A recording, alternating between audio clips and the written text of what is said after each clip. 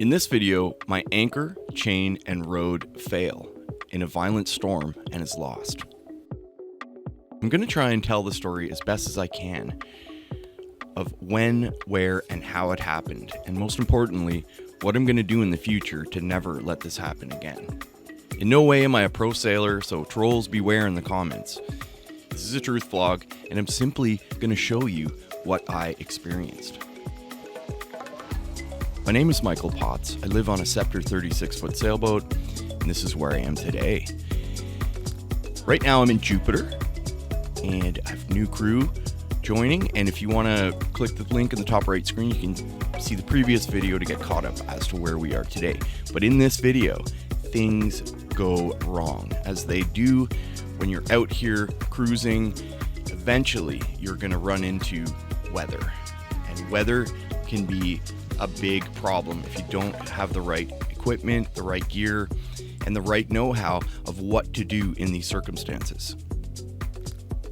So to apply context to what we were doing, I simply saw that there was a big storm coming in and decided to find a decent anchorage where I could lay out my chain and just kind of weather the storm.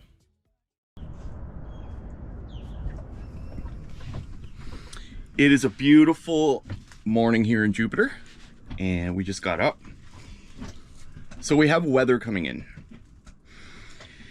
Looks like high winds and the small craft warning will be in effect for the next 3 to 4 days. So it's kind of an interesting situation that you come across on the ICW quite a bit. We got this huge yacht here, and we got this like barge, and we got a massive super yacht coming through. So see that?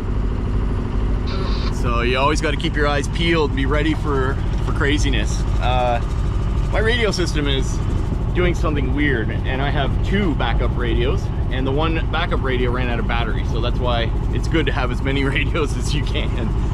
So anyway, let's let this super yacht through and let this guy here on triple S through, and we'll proceed down closer to Palm Beach.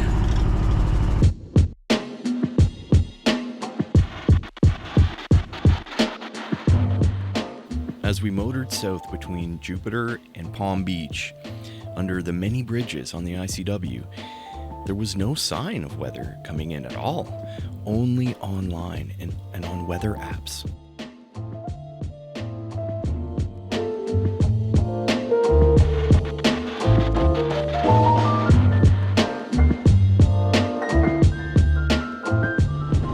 So this huge boat right here, who was just going this way, just blew past us and knocked everything over, and a scuba tank fell on Dev's leg, and now he has an injury. I got on the radio, I'm like, thanks for the wake, bud. The guy blew past us with 8-foot waves and then stopped. And this is the type of shit you gotta deal with. This jerk right here.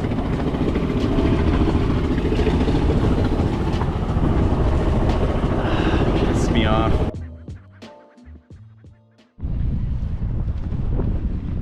Okay, we made it to Peanut Island. That's it right there.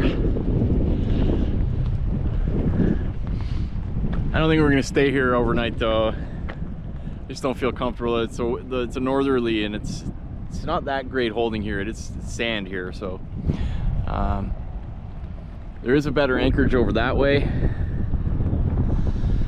near the super yacht marina where I was before. Anyway, we're gonna have some lunch and relax for a minute and decide what's up. Okay, so we changed spots from Peanut Island to a place where it's 8 feet deep, but I got 150 feet of chain out. We're a little close to this guy, but I'm not in front of him, right? So we should be okay. The wind's gonna calm down a bit tonight, but tomorrow night it's gonna be crazy, and by the 20th it's just gonna be madness. Right in the red, could be 50 knot gusts. So at least here I got lots of place to drag. You know, I'm gonna set 3 anchor alarms. Well, just 2 probably, because that's going crazy, but and if I have to do anchor watches, we will. But I'm feeling really confident here rather than Peanut Island, even just for tonight. So this is the way you got to do it, guys. You got to be safe out here. You have to be able to sleep after you've anchored. So that's the whole point. So more boat work will now commence. Lots. What's going on in there? Trying to figure this out. Gotta get this fridge fixed. I wired this whole thing and I've forgotten the wiring already, even though I labeled it with labels. So anyway, it's just a matter of going through it and getting it right, because I'm gonna fix this. I don't care what happens. I will figure this out. You know, And we gotta be the second determined time here. you're fixing it. Yeah. Everything breaks on a boat. There's nothing you can do about it, but just fix it. Good luck.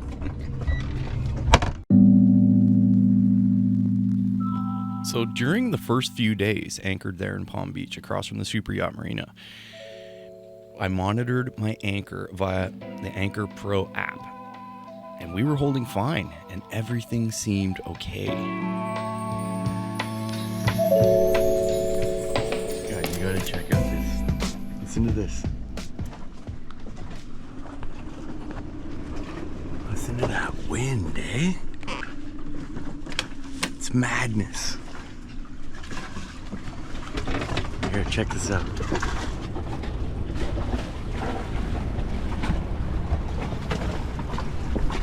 Genie.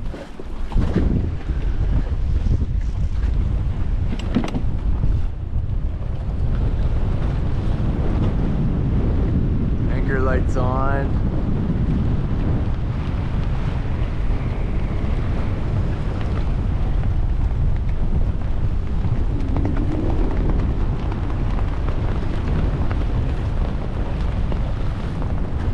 Crazy.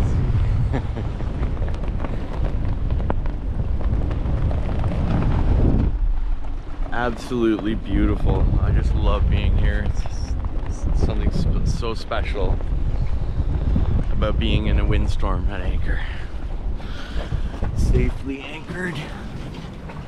It's crazy. So it's around 7 p.m. now. So the really wild and crazy parts of the storm will happen around 2 a.m. So we actually are just relaxing right now. I'll show you guys a little what's happening. Yeah, the boat's bobbing up and down here. I know you can't really see much. I'll try and brighten that clip for you so you can actually see what's going on. A lot of the boats are sort of like wagging around, you know, like the tide's coming in and the boat's kind of like fighting the wind, but the tide as well, so you kind of just swinging around. Yeah, I think we'll be all right. We stowed everything. I took some of the computer stuff down. We're having a bit of a leak problem, and it's another thing I have to deal with. So glad it's all happening. I think we're gonna be safe. Devin, what do you think? It'll be fine. I feel whatever chain company this is, an anchor company, should be a shout out to their company because they're doing a great job for the last 5 days. Let's tag them in this. Yeah, it's actually 5/8 G4 hot dip chain with a I think I got a Danforth. What? I can't remember the name of my anchor right now. Mantis. A Bruce. I have a Scottish Bruce anchor out. It's my best one. Yeah, we'll be fine. You'll see. I'll roll the camera later on when the really bad weather hits.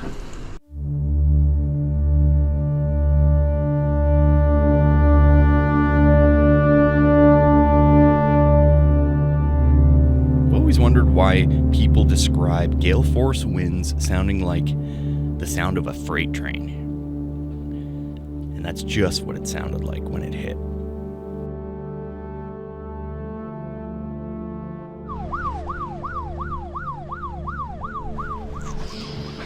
Well, that was crazy. Guess where we are.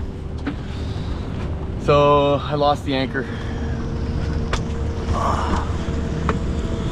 I will tell the story in a separate clip, but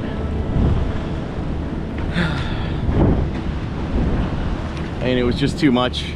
The snubber broke. The windlass wasn't holding the chain. It was just, man, no matter how much I had to tighten down, she just wouldn't hold. She kept slipping. I tied her off to a cleat on the rope side because that chain actually turns into a rope. Here comes the thunder and lightning. Yeah, and it wasn't enough. So she broke. I had the engine going, so I knew something was going on. And I turned into the wind and was going backwards in full throttle. I mean, it's just unbelievable. Anyway, we are safely at the travel lift in the Super Yacht Marina. And we're just gonna wait for this weather to pass. And we will deal with the situation. All right, so while the incident is fresh in my mind, I'm just gonna document it. It's okay, I got it. So we'd been waiting for weather for 5 days. We knew that on the Saturday at 2 a.m. there was gonna be extreme wind conditions. Earlier on today, Devin and I sat down and we said, oh, there's a lightning happening outside. We said, maybe we should go into marina. Okay, but we realized, we phoned around all the marinas and the one guy wanted what? It was 500 something American. 500 American, because he was like, well, we got a 90-foot slip for you, but we got a minimum 50 foot. So I was like, oh my God, that's like all of my budget, pretty much. Like, you know, well, no, it's like 1/3 of my budget. That's so a month budget. Anyway, so we decided that we had been there for 5 days, so we were okay. Okay, so everything was fine. Like, we were doing okay. The boat was just holding, swinging around in the wind. But then it started to get crazy, and the boat started to go over on its side, back and forth. And then all of a sudden, it started to rock up and down. And what I think was happening, because the wind shifted out of the south, and the boat was facing the south, and the tide was going to the north, we had like the double effect, right? So the fetch on the waves became too much. So the bow started smashing through 8-foot waves. And that time I woke up from the V-berth because I was almost getting airborne. I was almost getting airborne in the middle of sleep. Devin was almost getting airborne in his bunk. So he came in, and within 20 seconds, he's like, dude, I'm going to sleep out here. Yeah, and I was like, he said, it's okay, go back to bed. I was like, it's okay, buddy, go back to bed. He's like, no, I'm going to stay here. And within 20 seconds, that snubber line snapped. It must have chafed through. Okay? And I've had that snubber line for a year. It was the thickest rope that I could find. And I had it so it wouldn't chafe. And it just 5 days of that rocking motion must have chafed it through. I checked it. And it looked okay to me. Like, maybe it was hidden. I don't know. It was weird. It was under a lot of tension, right? So that chain was literally, like, where the bow was pointing, it was going straight into the water.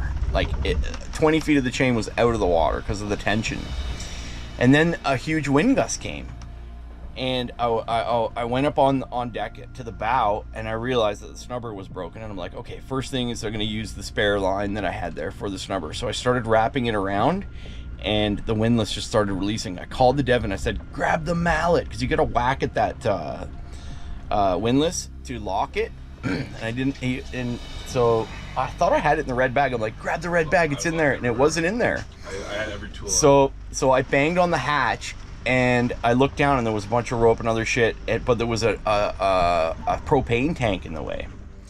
So I'm like banging on the hatch, Dev. So Dev opened the hatch. I passed him the propane tank, and that's when I looked up, and the rope was now in the windlass, attached to the chain. And I was like, oh, we're all right. Maybe we're okay. So I tied it off to 2 cleats, and I'm like, okay, that'll give us time. What should we do? I forgot. First things first. I started the engine.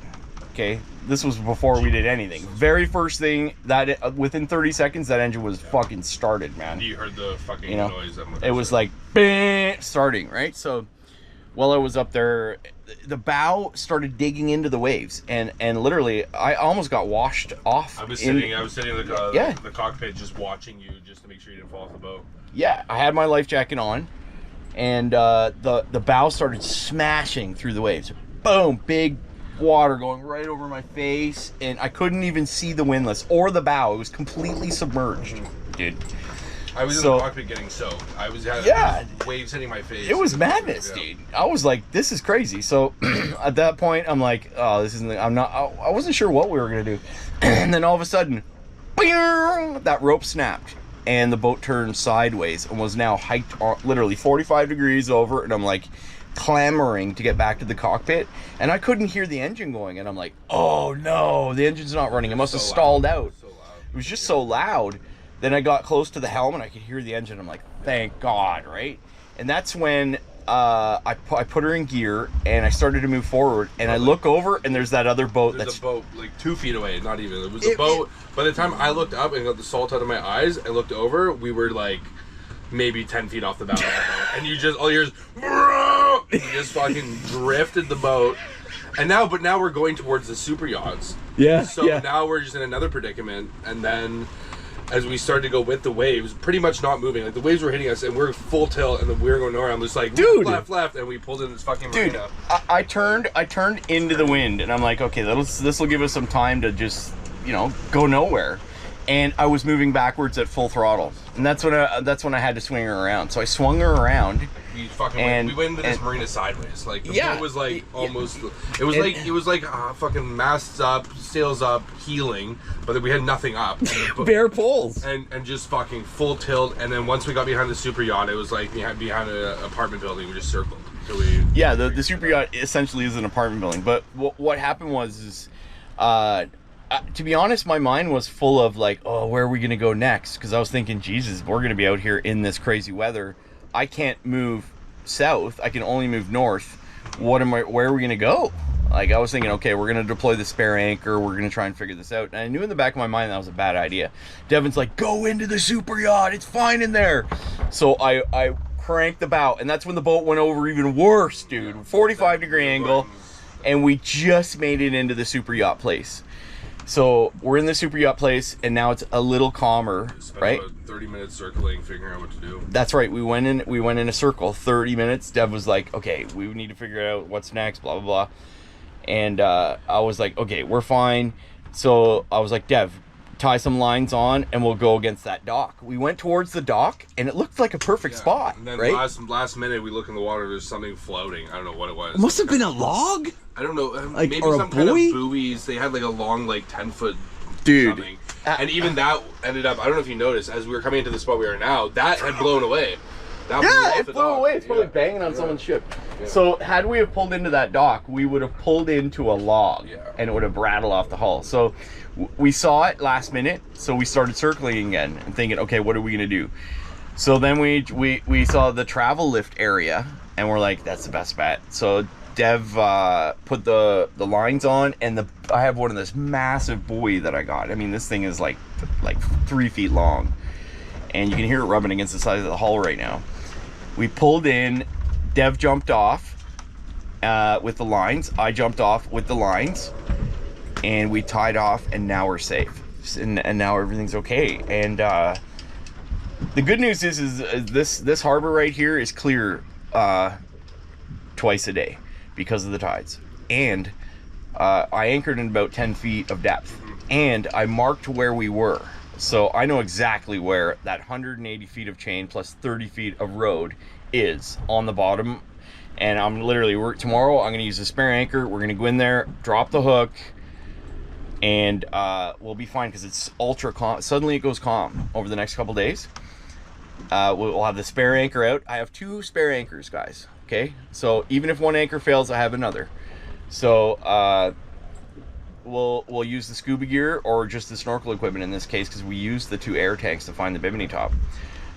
We'll go down, we'll bring up the chain, and we'll be fine. And that's it. So anyway, that's the debrief as it's fresh in our mind. Now we just need to deal with this yacht basin here, because they're going to be like, you guys got to go. All right. And not big enough to be so the moment the weather's calm, we're going to go back out, use the spare anchor, drop the hook where we were, and then reassess the situation and see where we're at. I'd be interested to see how many boats didn't make it through that tomorrow. Yeah, that one guy shone his light at us while we were dragging. You know, he must have been out. There's a lot of boats out there that don't have anyone on them, so it's like, I don't know, man. Anyway, lessons learned. I'm gonna think about it and let it process tonight while I'm sleeping, and we're gonna talk about what I will do differently and how important it is to implement the things that I just learned. All right, that's Okay, so what is a snubber line? A snubber line is kind of like an elastic band that absorbs the shock of all that energy that's on the chain that connects to your windlass. It's a stretchy line that you mount between the bow of your boat and the chain, and it just takes some of that tension. Now, I'd used the same snubber line for the last 3 years, and it was a big thick rope with a big stretchy piece of rubber, so I thought it was okay. It had always held. I didn't have a spare, and that's my mistake. I was sort of, because I had screwed up and erased the project file, I was concerned about other things, and I only checked that snubber line a few times over those few days. I should have checked it like every couple hours and really inspected that snubber line. That's what happened here. The snubber line chafed through, which put all of that force, when the gale winds hit, all of that force was on the windlass, and it just started paying out until the chain turned into rope and the rope snapped. And that's what got us in this situation. So that's it for this video, guys. I hope we all learned something. In the next episode, I go down and I retrieve the anchor and chain, and we move south. Thanks for sticking to the end. I really appreciate and are totally shocked by all the support that I've got on Patreon. The link is in the description below. It's only $3 a month if you want to see more of this content and help me out with some of the costs, because I ain't making a penny from any of these videos, believe me. And that's it. Captain Michael signing out. We'll see you next week.